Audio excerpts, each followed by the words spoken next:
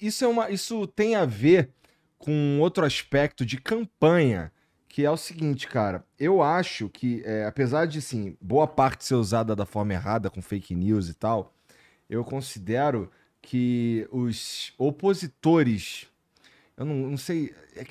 Tá bom, vou chamar de direita, mas é que eu acho determinados avatares da direita no Brasil, assim, que não muito bons, sabe? São pessoas que talvez não representem de verdade o que o pensamento de direita gostaria que representasse, eu acho. E de Não, esquerda também, tem alguns. mas com certeza isso É, acontece. é. E assim, eu acho que esses caras conseguiram desenvolver uma campanha na internet que é superior à do PT, por exemplo. Um exemplo, o Bolsonaro tem 40 milhões de seguidores em geral. Eu sei que uma parte ali é de contas que não são verdadeiras e tal.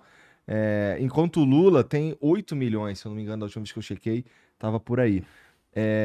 Então, assim, com esse número assim muito acima, a gente vê uma movimentação na internet muito mais eficaz. Isso a gente excluindo o lance das fake news, que são gigantes, tá? Assim, e eu me atrevo a dizer que de um lado e de outro, porque eu também já vi umas fake news de esquerda, e eu não tô dizendo que são fake news geradas pelo PT, também não tô dizendo que são fake news geradas pelo Bolsonaro. Aquela que a gente mostrou aqui, por exemplo, foi de algum maluco aí que fez, eu não Sim, consigo afirmar você que tá não tem ligado. controle mesmo. A É, verdade é é. essa. Então, cara, quando é que vocês começaram a olhar pra internet? Puta, tem um poder danado aqui. Tem um espaço pra eu falar. Porque eu acho, se eu fosse um candidato a alguma coisa, eu ia valorizar muito o tempo que eu tenho pra falar e ser ouvido. E a internet proporciona isso em abundância.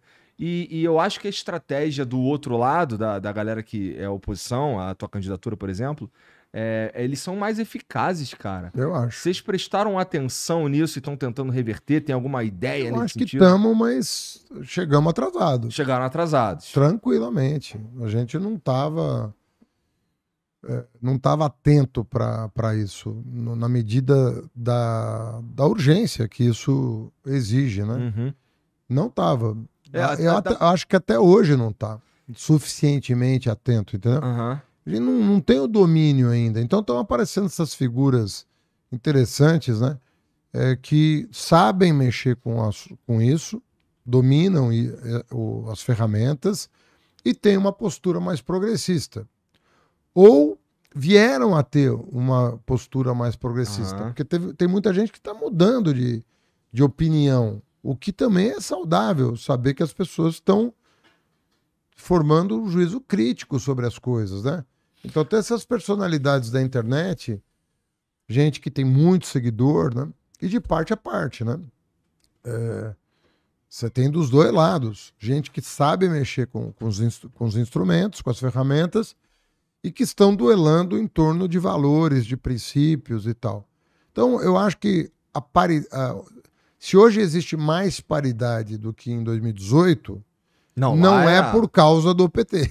Sim. É por causa de gente que não era petista, que talvez não fosse nem de esquerda ou de centro-esquerda, mas que se identifica com valores mais progressistas e que se dispuseram a tomar risco nas redes para defender suas posições. Aham. Isso está acontecendo. Repito, menos por uma ação partidária e mais por uma ação individual. Tá. Isso está acontecendo. Tu diria, isso que você acabou de falar aí,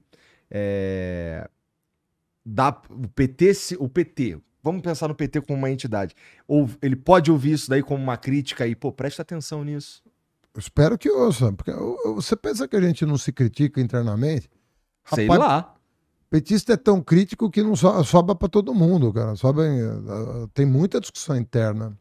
E eu falo as coisas que eu acho do PT. Eu falo as coisas que eu acho que estão erradas, eu falo até publicamente às vezes. Já escrevi artigo crítico à condução do partido, à condução do governo. O que tu achou Tem daquela... problema. O que tu achou, falando do PT, o que tu achou daquela... de uma parada que o Mano Brown falou num comício do PT. Falou no meu comício. Então, comício exato, de encerramento de 2018. eu achei aquilo ali muito pertinente, pra ser sincero. Sabe? O que você pensou daquilo ali? Olha, o que eu pensei... Puto, né? Pô, caralho, baixou a vibe de geral. Não, mas o que eu pensei é o que eu falei na sequência, porque eu fui, depois que ele falou, eu acho que eu fui o segundo orador. E eu falei, tá na internet o que eu falei. Falei, cara, porque ele começou a ser vaiado. Eu falei, não tem nada a ver. O cara tá falando um negócio que a gente tem que compreender. Ele